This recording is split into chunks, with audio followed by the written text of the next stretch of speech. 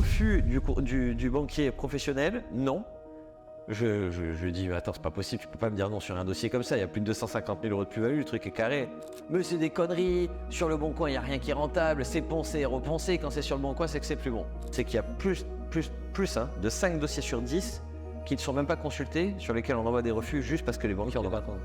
C'est qu'ils en veulent tellement, ils en mettent le niveau tellement haut, qu'ils se lancent jamais.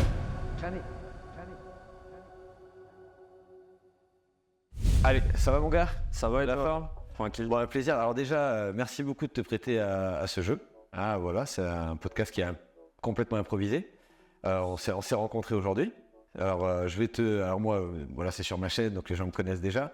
Le but de ce podcast, c'est comme tu as eu plein de questions qui sont venues en tant que néophyte dans l'investissement immobilier, je t'ai dit, tiens, pourquoi pas les utiliser, puisque les questions que tu te poses, il y en a des centaines de milliers de personnes qui se les posent.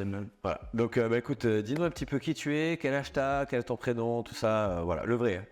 Ok, je m'appelle Nathaniel, j'ai 22 ans et ça fait depuis plus d'1 an que je pense à faire de l'immobilier. Oh, tu me l'as pas dit ça? Ouais. Ah, voilà, quelque chose d'intéressant. C'est pour ça que j'ai des questions. C'est nickel. Parfait.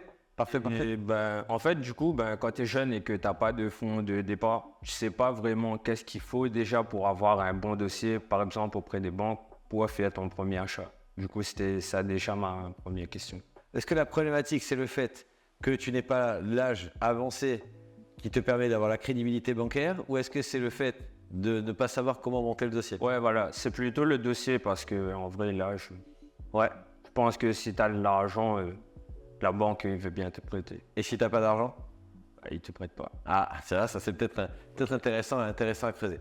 Alors, globalement, le bon dossier bancaire, en fait, si tu veux, il va commencer en amont, c'est-à-dire bien avant, c'est-à-dire par rapport à la façon de... Enfin, on va dire, tu connais ce que c'est le comportement bancaire? Ouais, ok. De ma gestion de mes... Voilà, exactement. Okay. En fait, la banque ne te connaît pas. Elle va regarder sur tes relevés de compte et elle va voir comment tu gères ton argent. Okay. Est-ce que tu mets de l'argent de côté? Est-ce que tu le dilapides au bout du 5? Est-ce que tu fais des retraits d'argent? Est-ce que tu fais des jeux d'argent? Est-ce que tu dépenses ton argent en fast-food? Okay. Est-ce que tu achètes de la crypto-monnaie? Est-ce que voilà, tu as un profil dangereux? Ou est-ce que tu as déjà épargné, que tu mets une épargne de côté régulière de sécurité tous les mois, etc. Ça va être vraiment pour moi la base. C'est-à-dire que c'est, en gros, le problème, la résolution du problème, c'est le dossier bancaire. La cause de la résolution du problème, c'est-à-dire vraiment ce qu'il faut faire avant toute chose, c'est toutes ces bases-là. Okay. C'est-à-dire que, premièrement, si tu es novice et que tu veux te lancer dans l'investissement immobilier, alors il y a plein d'autres étapes, on va les voir après, mais la priorité de la priorité, c'est assainir tes comptes au maximum, retenir que la banque regarde toujours que les 3 derniers relevés de compte. Ok. Donc ça veut dire que si aujourd'hui ta banque t'a fait 2-3, ça peut arriver.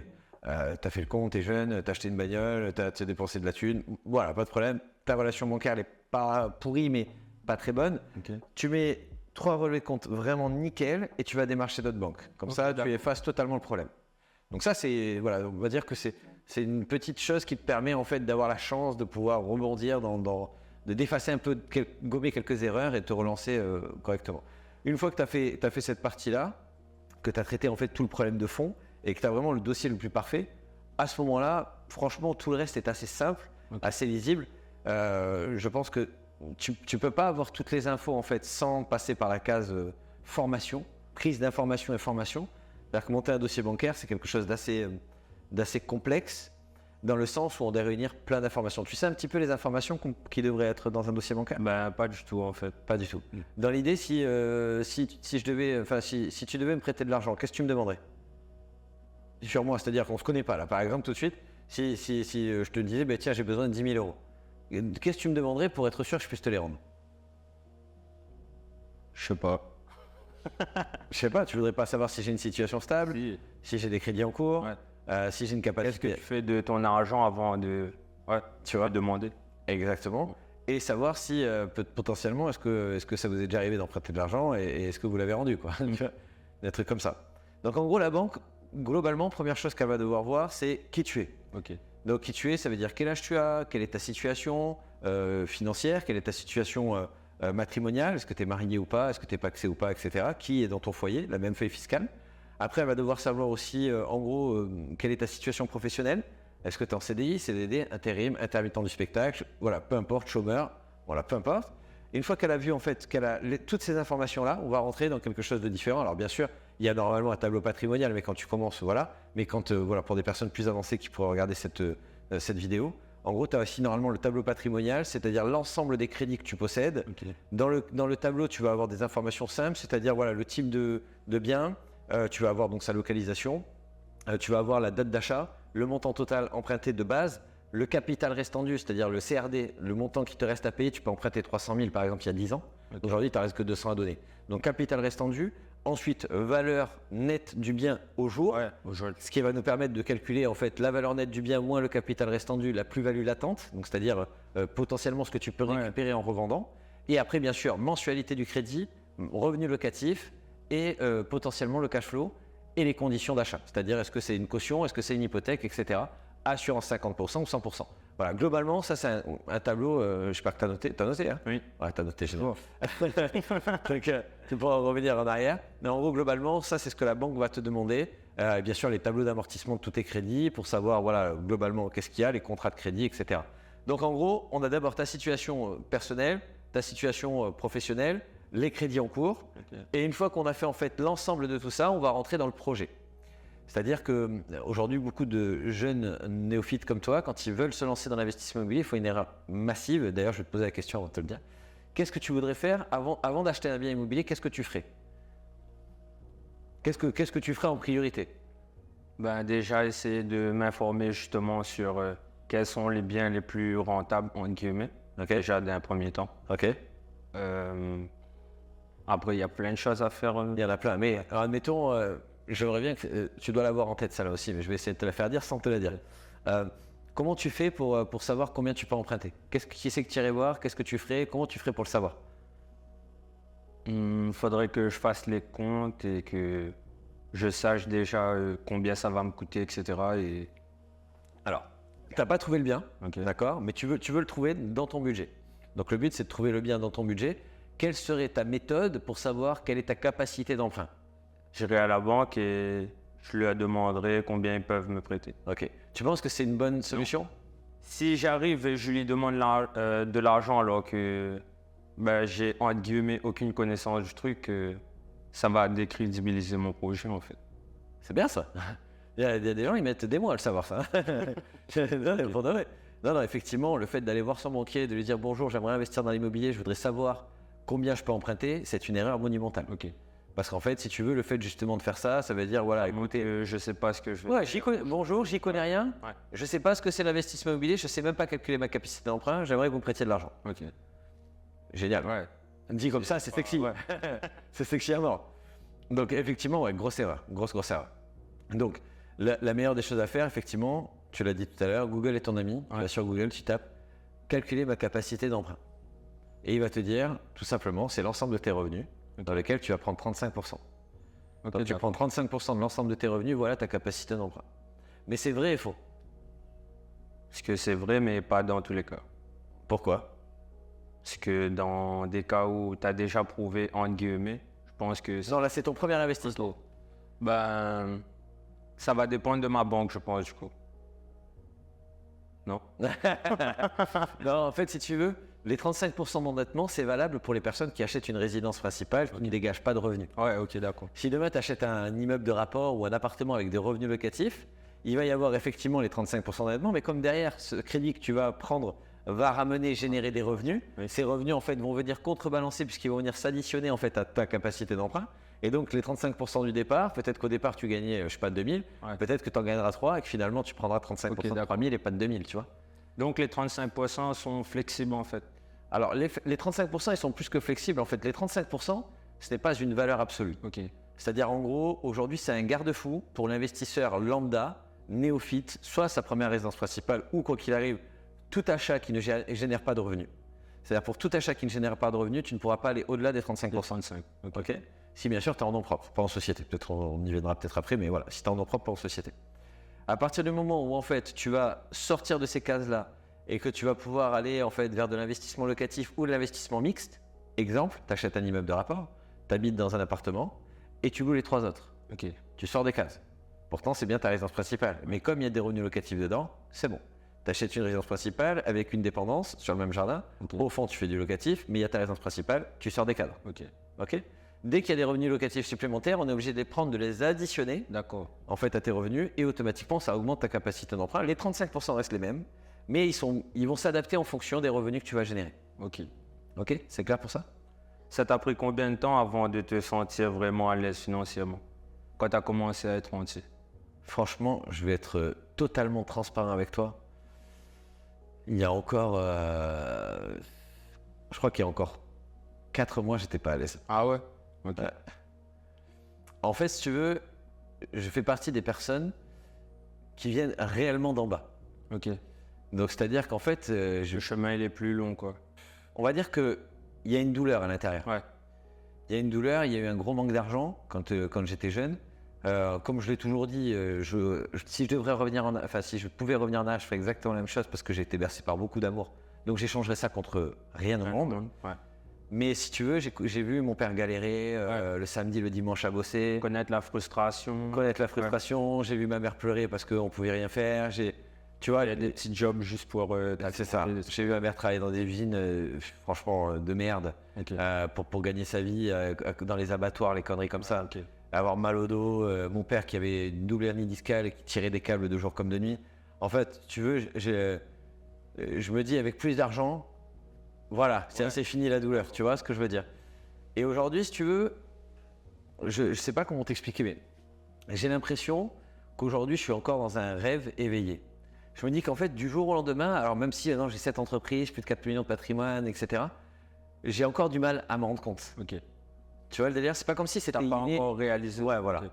Et je commence là depuis, honnêtement, depuis quelques mois, là, depuis 2 mois, je crois, à vraiment ouvrir les yeux en fait sur qui je suis, entre guillemets, qui Jérémy est devenu, parce que c'est pas moi c'est mon moi personnel, mais mon moi professionnel, qui il est devenu maintenant aux yeux des autres, sur les réseaux, en tant qu'intervenant, etc., en tant que, j'aime pas le dire, mais expert immobilier, mais je déteste ça, mais bon voilà, puisque les gens me voient comme ça.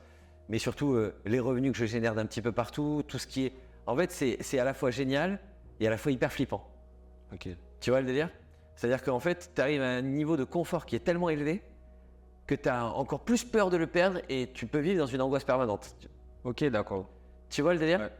Et De plus en plus à l'aise, mais du coup, ça te met de plus en plus mal à l'aise. ouais, parce qu'en fait, si tu veux, grâce à ces revenus... Tu as tout gagné, tu sais que tu peux aussi tout perdre. Exactement, Ok. exactement. C'est pour ça que mon père, heureusement, m'a toujours bien éduqué, m'a toujours dit n'oublie jamais d'où tu viens, garde toujours les pieds sur terre, ce qui me permet de vivre quand même simplement. Alors bien sûr, je me fais des plaisirs, tu vois, mais j'avais des objectifs, je les ai atteints. Je voulais sortir ma mère de l'usine, ça y est, elle travaille plus à l'usine, elle est consultante chez Gourantier. Grosse victoire. Voilà, elle m'aide à faire plein de choses. Voilà. Après, ma femme aussi a arrêté de travailler maintenant depuis un an, un petit peu plus d'un an. Ma fille est à l'abri, tu vois, j'aide mon frère, j'aide ma soeur. Voilà, et si tu veux, aujourd'hui, tout ce que je peux faire, moi je m'en fous pour moi, tu vois, mais je suis content de le faire pour moi aussi, mais c'est pas ma priorité. Mais tout ce qu'aujourd'hui, tout le confort que j'ai pu donner autour de moi et tout ce que je peux apporter à mes amis, à ma famille, j'ai peur de perdre ça. Ok. C'est comme si tu avais mis des années à aller chercher, tu sais, ce Graal magique et qu'un jour tu le tiens dans tes mains. Mais il est fragile, tu vois ce que je veux dire? Et tu sais pas, à tout moment, il peut se péter, il est en glace, tu vois ce que je veux dire? Tu as peur de le faire tomber. Et aujourd'hui, curieusement, ouais, je me sens un peu comme ça. C'est d'ailleurs pour ça que je travaille encore plus. Ok, d'accord. Parce que je sens pas encore, si tu veux, c'est fou, mais je sens pas encore de réelle stabilité financière alors que j'ai 1, 2, 3, 4, 5, 6, 7, 8, 9, 10, 11, 12, 13, 14, 15, 16, 17 sources de revenus. Ok. Sans compter les startups, la crypto et la bourse. Donc si tu veux, aujourd'hui, je pourrais, tu vois, mais je pense que c'est ce qui fait aussi que ça fonctionne aussi bien, tu vois. Comment dire, forger un peu ton caractère, entre guillemets, et t'es devenu ça, du coup. Ben, je pense que le jour où tu penses que tu as tout gagné, c'est ce jour-là où tu perds. En fait. Ouais.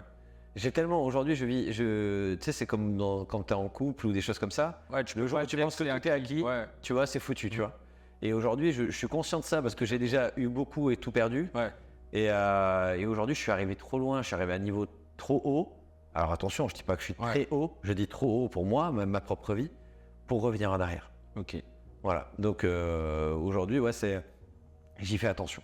J'y fais très très attention. Okay. Mais bon, voilà, aujourd'hui, j'ai été rapidement libéré de 2 000 € par mois, par exemple, très rapidement. Je crois qu'au bout de mon premier investissement, Mon deuxième investissement immobilier, il l'avait déjà fait. Quoi. Tu vois, je faisais 2000 euros de cash flow, c'était déjà fait. Donc en gros, en l'espace de 1 an et demi, tu vois, c'est tu fais déjà un salaire. Voilà, c'est ça. Ouais. En 2 ans, ça s'était fait. C'était assez rapide. Maintenant, après, on a tous des choses différentes, tu vois. Des objectifs différents. Exactement, ouais. Donc voilà, aujourd'hui, concrètement, voilà dans l'état global dans lequel je suis. Je sais pas si ça répond à ta question, mais du coup. Parfait, impec. Imaginons que j'ai fait mon premier investissement. Ouais. À partir de quand je me dis que c'est le moment pour recommencer? J'ai envie de te dire, il n'y a pas forcément de moment en fait. Hein. Quand tu as terminé ton investissement, tu pourrais très bien ne pas avoir les locataires encore en place et te relancer. Aujourd'hui, globalement, le problème avec les gens en règle générale, c'est la peur du non. C'est-à-dire, ils ne vont pas aller demander à la banque, ils ne vont pas se lancer parce qu'ils vont se dire, de toute façon, on va me dire non. Ou alors pourquoi je vais passer? C'est-à-dire que tu sais, la peur d'être jugé et de dire, attends, mais je suis qui moi pour aller, syndrome de l'imposteur, on connaît ça. Je suis qui moi pour aller redemander un crédit, tu vois. Et des fois j'ai vu des élèves, notamment Laurent, si tu me regardes d'ailleurs, Laurent qui a premier investissement qu'il a fait, il a obtenu du sans apport sur 25 ans, génial. Le deuxième apport, il a accepté apport sur 20 ans. Pourquoi? Parce qu'il ne veut plus recommencer après ça? Non. Parce que le premier investissement pour lui c'était un miracle, et il pensait que le deuxième, il allait jamais réussir à l'obtenir. Ah ouais. Ça veut dire que la première banque qui lui a dit oui, il a pris. Il a dit putain, mais c'est incroyable, je le prends. Ah, je le prends tout de suite. 20 ans apport, je le prends. Mais il y croyait tellement pas en fait. Ok, d'accord. Tu sais, il y a vraiment en fait il y a une barrière énorme à l'entrée. Et cette barrière, elle est dans ta tête, tu vois.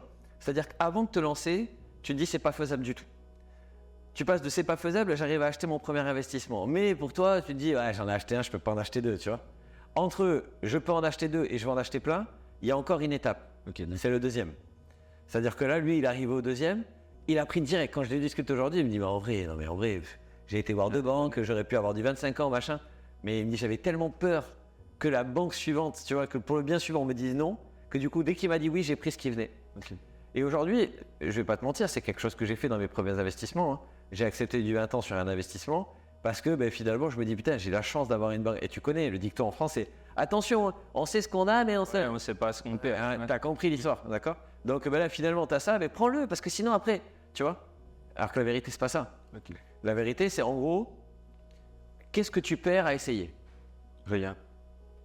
Une fois que tu as visité ton. Alors, admettons, tu as investi dans ton premier bien, les locataires ne sont pas encore dedans. Bon, effectivement, la banque risque de te dire écoutez, moi, j'attendrai, avant de vous prêter de l'argent, que votre bien soit en location. C'est possible. Ouais. Maintenant, c'est peut-être cette banque-là, c'est peut-être pas les 10 ou 20 banques que tu vas aller voir. Il y en a peut-être qui réagiront différemment, et j'en suis sûr. Maintenant, toi, une fois que tu as monté ton dossier, donc tu as trouvé un autre bien, tu montes le dossier bancaire, que tu l'aies monté en exemplaire. En un exemplaire, tu appuies pour imprimer une fois ou 10 fois, c'est quoi le problème? Ça change rien. Pareil. Tu vas caler tes rendez-vous. Dans la même semaine, tu peux caler entre 5 et 10 rendez-vous. On va dire sur 2 semaines, tu peux faire aller. On va réduire. Sur 2 semaines, tu peux faire 10 rendez-vous bancaires. Sur 3 semaines, tu peux peut-être en faire 20. Ouais. D'accord? Je vais être gentil. D'accord? Peut-être en faire 20. Le samedi, le dimanche, tu peux les enchaîner, bien les caler, bien organiser. Faut pas me dire le contraire, c'est possible. Donc, admettons, tu peux faire 20 banques en 3 semaines. En 2 semaines, je veux dire. 20 banques en 2 semaines. 2 semaines, 3 semaines, peu importe. Si aujourd'hui, avec ton dossier bancaire, admettons, tu as fait 20 banques, 20 rendez-vous d'1 heure. Est-ce que c'est pour toi rentable de se battre pendant 20 heures pour essayer de faire passer un crédit qui va te rapporter de l'argent toute ta vie? Oui. Donc la question, elle est vite répondue, comme on dit. Le tout, en fait, c'est de se battre. Le problème, c'est que j'ai trop de gens aujourd'hui avec qui je discute qui me disent Jérémy, tu sais, moi, les banques, elles me prêtent pas d'argent. T'as fait combien de banques? J'ai demandé à ma banque, elle m'a dit non. Mais attends, t'as demandé qu'à ta banque? Bah oui. Mais ma banque, elle me connaît depuis tout petit, elle connaît mes parents, elle me connaît moi. Mais non, mais en fait, t'as pas compris. Ta banque, tu sais que c'est pas le Messie, elle est pas tout en haut de la pyramide en train de te dire si je dis non, c'est non. Non, c'est pas comme ça que ça se passe. Lui, le banquier, il est peut-être pas en capacité de te dire oui, mais peut-être qu'un autre banquier serait en capacité de dire oui. Je vais même te dire mieux. C'est déjà arrivé plusieurs fois que la même enseigne, à 5 km de différence, j'ai des élèves CIC, ici, non. L'autre ville à 5 km, oui. Ok, d'accord. Même au sein d'une même banque, moi j'ai eu un refus pour un crédit, pour la surélévation de Bordeaux. Refus du banquier professionnel, non.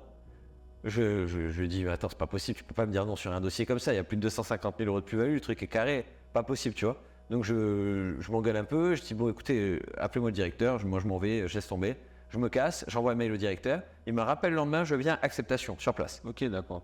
Ouais. problème d'appréciation. Ou alors, ça peut venir aussi, le dossier bancaire que tu as amené n'était pas bien expliqué, soit avec pas assez d'informations, soit avec trop d'informations. Soit il manquait des papiers. Tu vois, aujourd'hui, des choses que les gens ne se rendent pas compte, c'est que le banquier, lui aussi, il est habillé comme toi des fois. Des fois, il est habillé comme moi. Ouais. Il rentre chez lui, il a des problèmes de famille, peut-être des problèmes de santé, peut-être qu'il a un enfant à problème, peut-être qu'il a des problèmes d'argent. Lui aussi, il a une vie compliquée.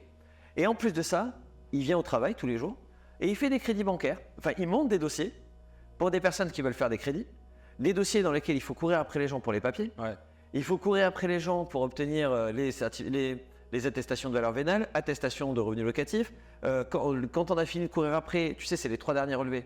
Quand on a fini de courir après, il y a un mois qui s'est passé, les premiers relevés sont plus bons, donc il faut le premier relevé de compte, de tous les comptes, il faut tel papier, les derniers bulletins de salaire, ils sont plus bons parce que machin.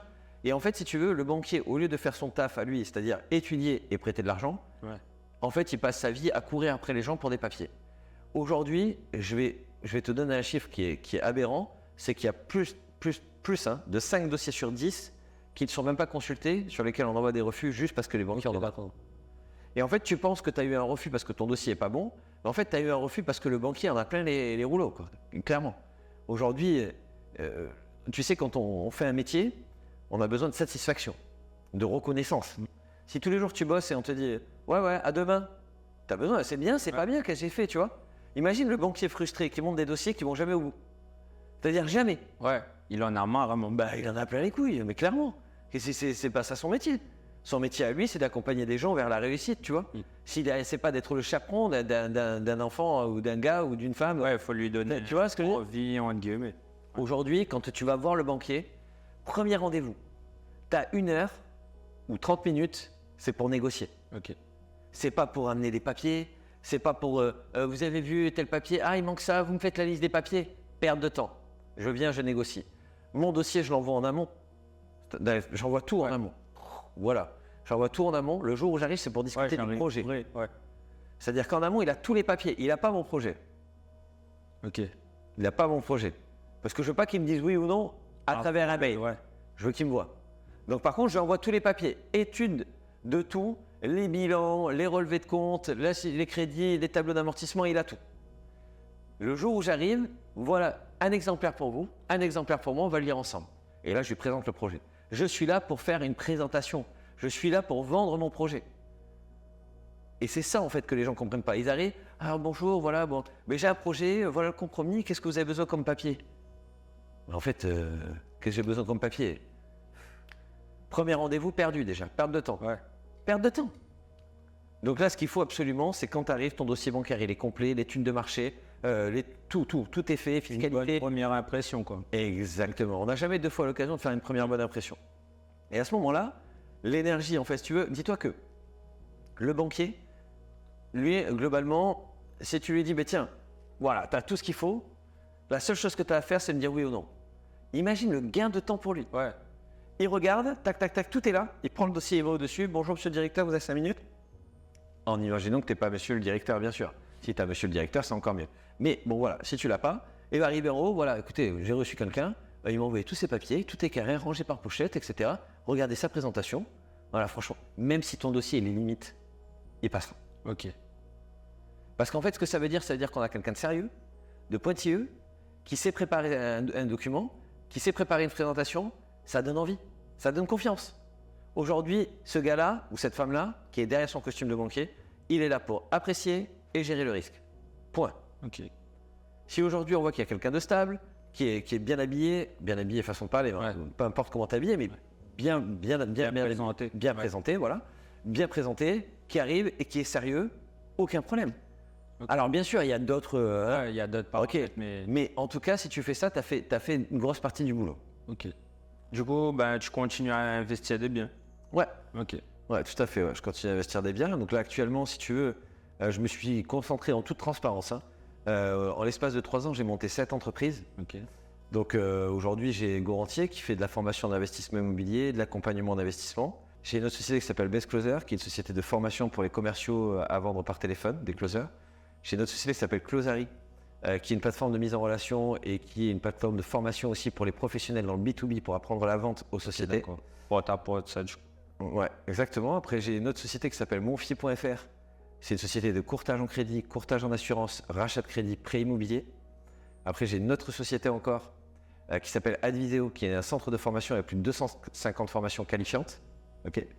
Après, j'ai une autre société, mais je peux pas, celle-là, je peux pas la révéler. C'est confidentiel. Voilà, c'est confidentiel. Mais en gros, si tu veux, ces derniers temps, je me suis découvert un amour fou pour l'entrepreneuriat. J'ai toujours aimé être entrepreneur, Ok. mais aujourd'hui, en fait, si tu veux, Encore plus. ouais, encore plus. Ouais. Donc, j'ai mis un peu ma carrière d'investisseur un peu entre guillemets ces derniers mois pour bâtir tout ce que j'ai bâti. Il y a certaines boîtes que j'ai montées que j'ai fermées aussi. Ok. Voilà, il a Ça fallu fait partie du jeu. ça fait partie du jeu. Voilà, qui ont même pas eu un client, hein, mais j'étais parti. J'avais commencé à voir très très grand et je me suis recentré parce qu'en fait, j'arrive sur un terrain de jeu qui me plaît. C'est comme si, je sais pas comment t'expliquer, mais tu sais, quand t'es enfant, t'as des jouets. Ouais. Quand tu grandis, t'en as d'autres, tu vois. Ouais.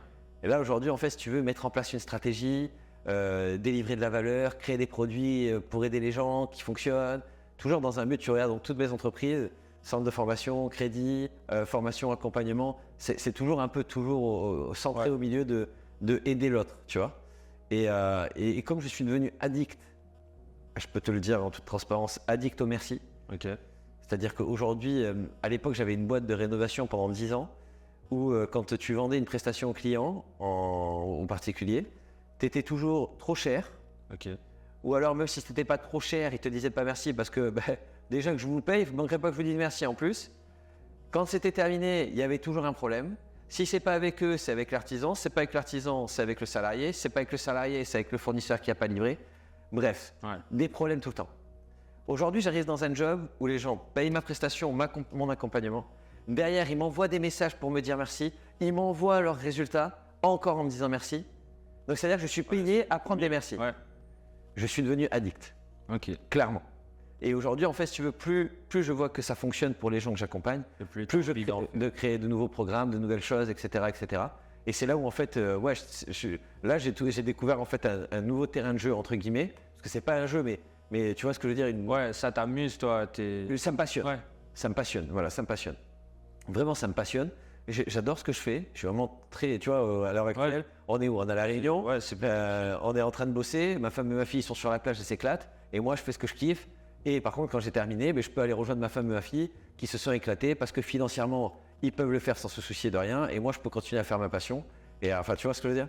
Tout le monde est content. Donc aujourd'hui, je suis en train de signer un nouvel immeuble de 6 appartements, 4 qui sont à rénover complet, 2 qui sont à créer dans des combles et un local commercial. Et actuellement, je suis en train de chercher une résidence principale avec ma femme, donc dans le Nord-Pas-de-Calais. Tout à l'heure, j'en parlais, hein, c'était pas une blague. Ma femme, après avoir fait le tour du monde, elle m'a dit je veux aller vivre dans le Nord-Pas-de-Calais avec l'accent. Là où il fait froid. Ouais, là où il fait froid, mais là où le cœur est chaud. Ok. Ouais, les nordistes sont vraiment incroyables. Ça vaut vraiment Tout le ce coup. qui compte. Ouais, les nordistes sont vraiment, vraiment incroyables. C'est des très belles personnes, très, très belles personnes. Alors, il y a des belles personnes partout en France, Ouais. mais les nordistes ont quelque chose en plus quand même. Donc, il y a toute sa famille et ses amis. Ma femme a fait le sacrifice de venir à Bordeaux pendant plusieurs années. Après avoir fait le tour du monde, on devait s'installer ailleurs dans le monde. Et puis finalement, elle m'a dit Jérémy, c'est le Nord-Pas-de-Calais où je vais être. Donc, je lui ai dit écoute, viens, on y va. Ok. Chaud, enfin froid. Voilà. mais on y va, quoi, tu vois. Donc du coup, là, on cherche une maison confortable dans laquelle je peux mettre une partie de ma société, faire aussi une salle studio, etc. Donc c'est un gros budget. Donc voilà, je me concentre là-dessus pour l'instant. Et là, je commence, en fait, si tu veux, bon, je peux spoiler un peu, mais je commence les achats participatifs marchant bien. Je vais commencer dans quelques semaines, je ne sais pas quand sortira ce podcast, mais ce sera peut-être déjà sorti. Mais en gros, le but, c'est de donner l'accession à tous mes élèves à des investissements à partir de 500 euros, tu vois, investir dans des opérations des flips, c'est-à-dire achat-revente sur 6 mois et te donner une rentabilité pour l'argent que tu as donné. Parce qu'aujourd'hui, j'ai une grosse partie de mes élèves de formation qui aimeraient faire ça. J'ai maintenant une belle manne financière qui me permet de le faire et beaucoup d'associés aussi qui ont de l'argent à investir. Donc, je me dis que ça pourrait être intéressant de pouvoir, en fait, justement, en quelques mois, permettre à mes élèves de générer plus d'argent et au passage, bien sûr, hein, je gagne encore plus d'argent, tout le monde est content. Ok. Voilà pour l'info. Mais du coup, là, maintenant, tu es endetté? Oui, bien sûr, je suis endetté. Bah oui, de toute façon, c'est... Qu'est-ce qui est rigolo? Bah ouais, je suis endetté à mort. Ok. À mort, et puis alors j'adore ça. Hein. Moi, aujourd'hui, ah ouais, si je pouvais prendre des crédits, je le ferais. Ouais. Plein. Et tu sais pourquoi? Parce que tu sais comment bien les gérer et justement retirer une plus-value derrière. Alors, c'est même plus profond que ça. Moi, en fait, plus je prends de crédit, plus je me sens en sécurité. Et là, je suis PH. En fait, en vrai, aujourd'hui, on a une chance extraordinaire en France, c'est que les gens nous donnent des crédits pour quasi rien. Ok. Aujourd'hui, le fait de prendre un crédit pour acheter un bien immobilier, si aujourd'hui je pouvais mettre tout ce que j'avais pour faire 20 millions, 30 millions, m'endetter à mort pour acheter de l'immobilier, je le ferais tout de suite. Pourquoi? Parce qu'ils sont dépendants d'une chose, une assurance. Ok. Demain, il m'arrive quoi que ce soit, j'ai une assurance décès, invalidité, perte totale d'autonomie. Si aujourd'hui je suis handicapé à 80%, tout est payé. Ok. Si je viens disparaître, tout est payé. Et tant que je suis en vie et en bonne santé, je bosserai pour rembourser. Ok. Donc dans tous les cas, je suis Il sûr a d'aller au bout. besoin que tu sois là, quoi. Ouais. Pour ça qu'aujourd'hui, le crédit immobilier, et attention, je parle de la bonne dette, hein, je parle pas d'acheter une télé à crédit, une bagnole à je sais pas combien, etc. Ouais. Je parle vraiment, tu vois, moi j'ai 7 ans d'immobilier et j'ai acheté ma première Porsche il y a quelques mois, tu vois. Ouais. Ok. Avant, je roulais avec une Mercedes classe A à 30 000 euros. Alors je sais que pour certains c'est énorme, hein, mais j'aurais pu me permettre déjà depuis longtemps d'acheter une Porsche, tu vois. Aujourd'hui, voilà, d'ailleurs ça a été, c'est rigolo, tu vois, parce que les gens en France t'associent à une voiture. J'ai fait le reportage M6 avec ma Mercedes à 30 000 balles, et les gens disent ah mort de rire ce rentier avec sa Mercedes classe A, tu vois le délire. Non mais ils sont fous, les gens, ils sont fous. Comme si qu'il suffisait de montrer pour dire que tu avais de l'argent. Exactement. Ouais. C'est fou. Ouais. Mentalité française. Et depuis que j'ai la Porsche, je suis riche. Différemment. Ça y est, je suis riche. Alors que depuis le Il début. n'y a rien qui a changé en fait. Mais ça y est, je suis riche. Alors qu'en fait, je suis juste un peu moins riche puisque je suis endetté de 180 000 balles de plus qui me rapportent rien. Là, c'est dépenses plaisir. Hein. Ouais. Ça me rapporte que dalle. Ce que je veux dire, c'est que aujourd'hui, la vérité, c'est qu'il y a toujours en fait une association malsaine avec ça. Réussite égale objet, brillant, etc. Mais en fait, Alors que pas du tout. Non, pas du tout. À partir de quand je suis rentable après mon premier bien? Enfin, après l'achat de mon premier. Tu veux dire à partir de quel moment tu commences à en tirer les bénéfices? Ouais. Ok. Imaginons que là, j'ai un locataire qui est dans mon bien. Ouais. À partir de combien de temps je pense être. De rentrer de l'argent. Ce que tu veux, c'est faire du cash, quoi. Ouais. Ouais, clairement. Tu veux faire de l'oseille? Ouais. Oui. Ouais, dis-le. Ok. Très simple. En fait, aujourd'hui, tu as 3 façons de t'enrichir avec l'immobilier. La plus connue, c'est le cash flow. C'est la seule que tu n'as pas citée. Ouais. Le cash flow, c'est justement l'argent que tu génères malgré le crédit payé. Exemple, j'ai 1 200 euros de revenus locatifs et j'ai 700 euros de crédit. 700 euros de crédit plus 200 euros de charge tous les mois, avec la taxe foncière, assurance P&O, frais de comptabilité, CFE, etc. On va dire à peu près, je suis donc à 900 balles. Ah, et même 1000 balles. Ouais. Ok. J'avais 10 200, c'est bien ça? Oui. Et bien là, Reste 200 euros de cash flow. ça, c'est ce que tu gagnes tout de suite. Ouais. Ça, c'est dans ta poche maintenant. Immédiatement. Ok. Quand je parlais tout à l'heure, on avait une discussion tous les deux, quand je te disais que j'ai un immeuble, par exemple, qui me rapporte 2000 euros par mois. C'est pas 2000 euros de revenus locatifs. Ouais, c'est 2000 euros de bénéfices. cash flow. Ouais. De cash flow dans ma poche. C'est-à-dire que le crédit est payé Ouais. et en plus, je touche 2000 euros de plus. D'accord. Ok. Ça, c'est le cash flow. Donc, tu as le cash flow brut et le cash flow net. La différence, le cash flow brut, c'est ce que je viens de te citer. Donc, la mensualité, le revenu locatif, moins l'ensemble des charges, moins le crédit, la somme qui te reste, c'est le cash flow brut. Ok. Et le cash flow net, c'est la même chose, moins les impôts. Mais Ok. comme on ne paye pas d'impôts avant 7 à 10 ans, c'est magnifique. Note-le, tu pourras peut-être me poser la question. Ouais. Donc, en gros, globalement, ça, c'est la plus connue et celle à laquelle tu n'as pas pensé. Maintenant, j'ai envie de te dire, si tu achètes un bien immobilier, que tu ne génères pas de cash flow du tout, J'ai l'impression que c'est mieux de ne pas avoir de cash flow au début et d'éponger ta dette, plus que. mais en fait, tu fais les deux. Ok. Quand tu fais du cash flow, ça veut dire que tu Ouais, éponges ta j'éponge ma dette et en plus, tu as du cash. je gagne. Ok. Eh ouais. Mais si tu n'as pas de cash flow, est-ce que c'est intéressant? Ben non, du coup. Pourquoi? Enfin, pas sur le moment, mais plus tard, un peu plus, du coup. C'est intéressant ce que tu dis parce que tu vois, aujourd'hui, il y a tellement de personnes qui pensent comme toi et qui du coup n'investissent pas parce qu'il n'y a pas de cash flow à la clé. C'est-à-dire qu'en gros, En fait, moi, ça me fait pas peur de ne pas avoir de cash flow, disons, pendant 5 ans. Déjà, je sais que tout l'argent me revient, tu vois, entre guillemets. Ben, le crédit qui est tous les mois, s'il est payé par quelqu'un d'autre, imagine tu as 500 euros de crédit et que tu as un locataire qui paye 600 euros de loyer. Ouais. C'est-à-dire qu'il paye le crédit plus les charges, etc. Cet argent-là, il est où? Ouais, ben, Sur ton compte. ouais. Ouais, donc, Le jour où tu revends le bien, tu récupères le montant du bien, moins le capital restant dû, tout cet argent, c'est à toi. ok. Donc oui, tu commences déjà à t'enrichir. Mais effectivement, c'est pas à l'instant T. Ouais. Mais tu as investi dans un système, tu as mis en place un système qui te permet de générer 500 euros de côté tous les mois. Mm. C'est énorme. Ouais. T'arrives à mettre 500. C'est voilà, passif, full passif. Tu arrives à mettre 500 euros de côté tous les mois? Franchement, non. Tu vois le délire? Ouais. C'est énorme. Mm. Tu parles aujourd'hui, demain, on va dans la rue, je prends un micro-trottoir, je pose la question à n'importe quel Français. Vous arrivez à mettre combien par mois de côté tous les mois? Je vais entendre 50 euros, 100 euros, 200 euros maximum. Là, c'est-à-dire qu'avec l'investissement le moins rentable, tu es plus rentable que si tu l'avais fait toi-même, tu vois. Ouais. Et sans venir épargner dans ton compte à toi. Mm. C'est-à-dire que J'ai rien touché. tu gardes ton pouvoir d'achat, et en plus tu mets de l'argent de côté. C'est magique. Ouais. C'est magique. Et après, bien sûr, tu as une troisième valeur qui est essentielle, c'est bien sûr ce bien dans le temps qui va prendre de la valeur. Ouais, donc la plus-value. Et la plus-value, tu vois. Ok. Donc en fait, tu as vraiment 3 piliers d'enrichissement, le cash flow, le capital remboursé et la plus-value. Donc tu t'enrichis, mais sur tous les... Ouais, sur tous les points. Quoi. Exactement. Et après, si tu veux, un point essentiel qu'il faut comprendre, c'est qu'au départ, tu seras payé à la hauteur de tes connaissances. Ouais. Qu'est-ce que je veux dire par là? Demain, tu veux devenir mécanicien. Tu crois que tu vas aller réparer la Ferrari au fond du garage? Non, tu vas passer le balai déjà. Ouais. Après, je vais te dire, va me chercher la clé à pipe et le seau là, pour passer la serpillière, tu vas aller les chercher. Quand j'ai vu que tu seras docile et que tu écouteras bien ce que je te dis, bon, mais finalement, je te dirai, tiens, je vais te montrer un petit truc là, de mécanique. Tiens, ça c'est ça, ça c'est ça. Demain, je te laisserai bidouiller une mobilette et peut-être qu'un jour, tu seras à ma place dans la Ferrari. D'accord? Aujourd'hui, les gens veulent tout de suite. Ouais, C'est-à-dire qu'ils n'ont même pas encore commencé, ils ne sont même pas encore formés, ils n'ont même pas encore acheté un bien, qu'ils veulent des rentabilités à 14%, ils veulent du cash flow à 2000 euros par mois, ils veulent tout, ils veulent faire la plus-value, ils veulent tout. Donc finalement, qu'est-ce qui se passe? C'est qu'ils en veulent tellement, ils en mettent le niveau tellement haut qu'ils se lancent jamais.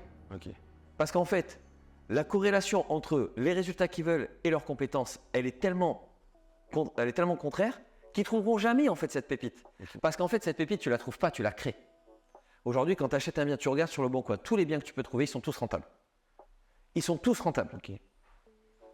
C'est étonnant que tu me dises OK. mais je te crois en fait. Mais c'est faux. C'est toi l'expert. Je vais t'expliquer. Aujourd'hui, en fait, si tu veux, quand je dis ils sont tous rentables, généralement, quand j'ai des gens qui ont commencé à chercher un peu, mais c'est des conneries, sur le bon coin, il n'y a rien qui est rentable, c'est poncé, repensé, quand c'est sur le bon coin, c'est que c'est plus bon. C'est pas une réalité. La réalité, c'est que, effectivement, c'est sur le bon coin, c'est à la vue de tous.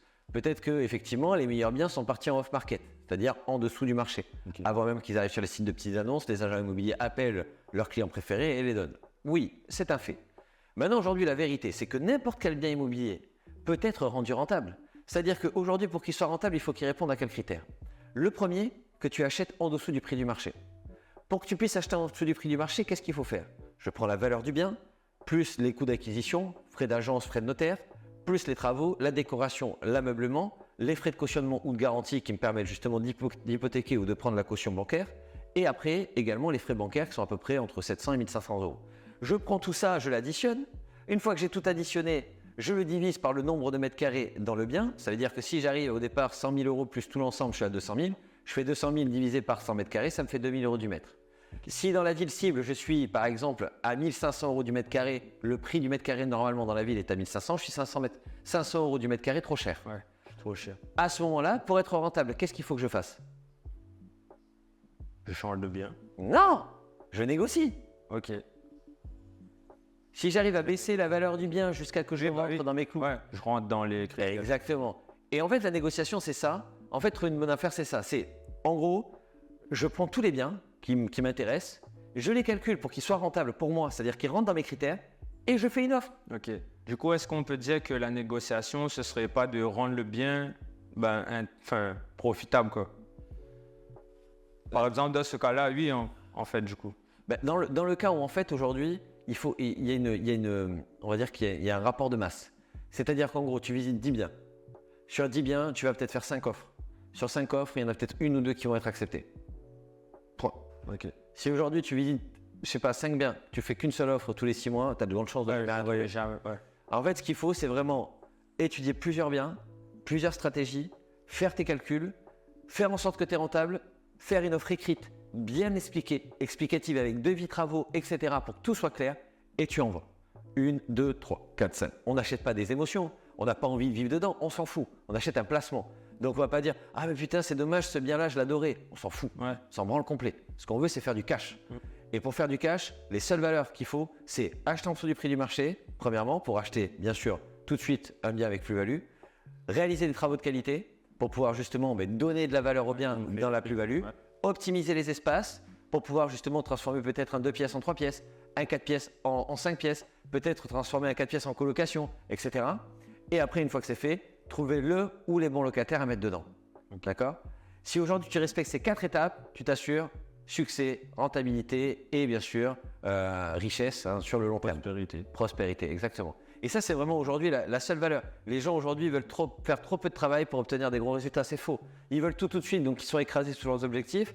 Aujourd'hui, nombre d'élèves que j'ai pu suivre, accompagner, qui me disaient à un moment donné, j'ai cerné un problème, c'était « Ouais, mais Jérémy, tu sais, j'ai cherché plein de biens et tout avec ta méthode, mais à chaque fois, soit le bien est trop grand, soit il est trop petit, soit le secteur, je sais pas, les gens, il y a un taux de chômage élevé, ou alors machin. » Au bout d'un moment, je lui ai dit « Tu sais, mon père me disait un truc important, tu veux l'entendre ? Ouais. Mon père me disait que si autour de chez toi, il n'y a que des cons, peut-être que le con, c'est toi. » T'as jamais vu ça? Tu sais, ce mec qui habite dans une maison, ouais, le voisin là-bas, c'est un con. Lui aussi, c'est un con, lui aussi, c'est un con. Ouais. Attends. C'est-à-dire qu'autour de chez toi, il n'y a que des cons? Ouais. Ah ouais. Si autour de chez toi, il n'y a que des cons, il y a de fortes chances que ce soit toi. Que ça soit toi, tu vois. Et qu'est-ce que je voulais dire par là? Elle me dit, je comprends pas. Claire. S'il y a des problèmes partout, peut-être que c'est toi le problème. Exactement. Voilà. Et en fait, le problème, c'est que Claire, c'est une élève de ma formation, qui voulait absolument acheter un immeuble. Parce qu'en fait, l'erreur fondamentale que les gens veulent faire, elle voulait être hyper rentable direct. Alors là, il y a deux façons de se tromper. La première, c'est que tu veux être hyper rentable direct, c'est-à-dire que ce que tu veux, c'est accélérer plus fort que tes connaissances. Mais la fois où je les vois le plus se casser la gueule, c'est quand ils essayent de rattraper du temps. La plupart des investisseurs que j'ai, ils sont entre 25 et 35 ans. Arrivé à 25 ans, déclic, putain, qu'est-ce que j'ai foutu de ma vie? J'ai pas encore investi. Oh putain, mais qu'est-ce que je branle? Il faut que j'investisse. Oh, j'ai des amis qui ont investi, donc putain, j'ai perdu du temps, donc il faut que j'investisse. Faut que j'investisse mieux, plus fort, plus grand tout de suite. Que ce soit 25 ans, 35 ans, 30 ans, même connerie. Et ils arrivent en fait avec la conviction qu'ils peuvent racheter le temps. Mais en fait, tu peux pas racheter le temps. Et donc du coup, au lieu d'acheter un appartement, ils cherchent un immeuble. Parce qu'ils disent que potentiellement, j'aurais acheté un appartement par an, ça fait 4 ans, si j'achète un immeuble, ils se donnent bonne conscience. Mais en fait, la connerie, c'est que tu vas être non corrélé entre ta capacité à gérer du stress émotionnel et tes connaissances du terrain mis à l'action sur le terrain. Et donc, là, tu n'as pas qu'un bien, tu as 4 biens. Quoi. Exactement. Alors, je ne dis pas que ce n'est pas faisable. Je dis juste que suivant ta personnalité… Exactement. Suivant ta personnalité, si déjà acheter un appartement, ça te fait peur, va pas chercher un immeuble. Parce que ce qui va se passer, c'est qu'à chaque fois que tu vas arriver devant, c'est comme si tu te lançais à la boxe, tu voulais faire de la boxe, et tu veux aller tout de suite sur le ring. Ouais, moi, je veux pas faire les entraînements, je veux aller sur le ring. Il y a de grandes chances que tu te poignes jamais. Déjà que même quand on s'entraîne, c'est dur d'y aller, tu vois. Donc, il y a de grandes chances que tu n'y ailles jamais. Et c'est une vérité. C'est une vérité. C'est-à-dire qu'aujourd'hui, les gens veulent aller trop vite. Il faut prendre le temps. Donc, moi, j'ai attrapé d'ailleurs Claire, et j'en suis servi cas d'études devant tous les élèves. Et je lui ai dit, voilà, aujourd'hui, je pense que le problème vient de là. Que tu vois trop grand, tu veux rattraper du temps perdu, parce qu'aujourd'hui, tu as 30 ans, et que tu te dis, ben voilà, il faut que j'aille plus vite, il faut que j'aille plus fort, etc. Et puis là, finalement, elle m'a dit, ouais, Jérémy, t'as raison, putain, mais ouais, moi, je le sais, mais je dis, arrête de faire ça. Achète un appartement, fais tes armes, prends tes repères, et après, accélère. Mais là, aujourd'hui, tu étais apeuré, tu n'oses même pas acheter un appartement, tu veux acheter un immeuble. Tu vois bien que c'est pas bon. Ah ben oui. Et ça, c'est vraiment une des plus grosses erreurs que je puisse voir, parce que vraiment, mes élèves ont entre 25 et 35 ans, et ils veulent racheter du temps, mais le temps ne se rachète pas. Ouais, du coup, j'aimerais revenir sur ce que tu m'as dit tout à l'heure. Ouais. Imaginons, j'achète mon premier bien, du coup, je refais l'exemple. Hein. Ouais. C'est 700 € le crédit. Ouais, 200 € de charge. Ouais, 200 € de charge. 1200 € de revenus locatifs. Ouais. Du coup, ça me fait, on va dire, 300 € de cash flow. Brut, ouais. Du coup, ma question, c'est est-ce que je me base à 1200 € ou c'est quoi la méthode justement pour… Alors, 1200 €, c'était un exemple. C'était un exemple vraiment pris au hasard. En gros, aujourd'hui, pour t'expliquer la règle bancaire, clairement, et si tu veux faire du cash, En gros, la règle bancaire dit quoi? Elle dit que aujourd'hui, si tu veux être rentable et réellement à l'autofinancement bancaire, il faut que le revenu locatif pondéré de 30% soit égal ou supérieur à ton crédit. Exemple, j'ai 1000 euros de revenu locatif, j'enlève 30%, et il me reste 700. Il faut que mon crédit fasse 700 euros ou moins. À ce moment-là, je suis à la règle d'autofinancement bancaire et je commence à générer du bénéfice. Ok. Ça, c'est une règle bancaire. Ce qui veut dire qu'après, on peut le reproduire à souhait. Si j'ai 500 euros de revenu locatif, j'enlève 30%, je crois que ça doit faire 100 euros si je ne dis pas de bêtises. 10%, non, 150 euros. 150. Voilà. Donc j'enlève 150 euros, donc il me reste 350 euros. Il faut que mon crédit soit égal ou inférieur à 350. Ok. Ça fonctionne pour tout pareil. Maintenant, si tu veux générer du cash, ce qu'on appelle donc du cash flow, il faudra toujours en fait que si tu veux, quand tu fais ton étude, admettons, tu as un immeuble de 4 appartements, ok? Tu vas faire ton étude de marché, regarder un peu combien se louent les... Alors je vais te donner des astuces, on va en profiter, d'accord? Si admettons tu veux exploiter des T2, ok? Des T2 c'est un appartement avec une chambre, ok? Tu vas aller prendre, moi je prends généralement 10 à 20 T2 sur le bon coin à se loger, d'accord? Tu listes tous tes appartements, le montant du revenu locatif et à côté les mètres carrés. Au bout, d'accord, tu fais toujours le revenu locatif divisé par le nombre de mètres carrés et tu marques la valeur. Ok. Et je fais une moyenne. Tu fais pareil. Après, tu les additionnes tous et tu les redivises par le nombre d'appartements. Du coup, ouais. Et là, tu vas avoir une moyenne exacte du prix au mètre carré dans la ville, au locatif. C'est très simple à faire. Je vais te donner une dernière astuce. C'est cadeau. Merci. Je vais te donner une dernière astuce. Si vraiment tu veux avoir la certitude, tu vas avoir la certitude que tu vas pouvoir louer et te rassurer, tu vas créer une fausse annonce. Tu as déjà entendu parler de ça? Ok. Tu vas sur le bon coin, tu crées une annonce comme si tu avais déjà un appartement T2 dans la ville dans laquelle tu veux investir. Tu prends des photos. Non, tu prends des photos, ok. Tu fais une description, appartement, machin, nanana. Bon, en l'occurrence ici, bord de plage, tintouin, machin. Et là, tu publies avec ton numéro de téléphone et ton adresse mail. Et ce que tu vas faire, écoute bien ce que tu vas faire, tu fais pas le travail à moitié. Ce que tu vas faire, tu vas prendre un papier et un stylo. Moi, j'ai un tableau pour mes élèves et tout, mais tu prends un papier et un stylo. Toutes les personnes que tu as au téléphone, tu les prends. Et voilà ce qui va se passer. Oui, allô, bonjour, je vous appelle pour l'appartement à tel, machin. Ah, excusez-moi, il est plus disponible, il a été loué hier. Ah, pardon.